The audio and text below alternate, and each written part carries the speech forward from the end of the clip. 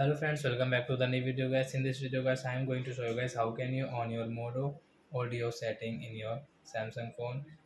In this video guys, I am going to show you friends how to on mono audio in our Samsung phone device. Guys, you want to on, so guys how can you on? Let's see.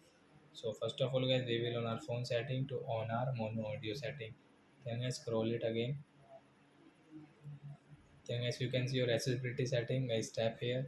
As you can see guys this hearing option, so I tap here, and as you can see guys your mono audio.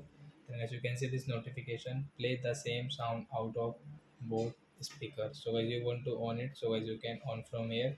You want to off, so guys you can on and off from here.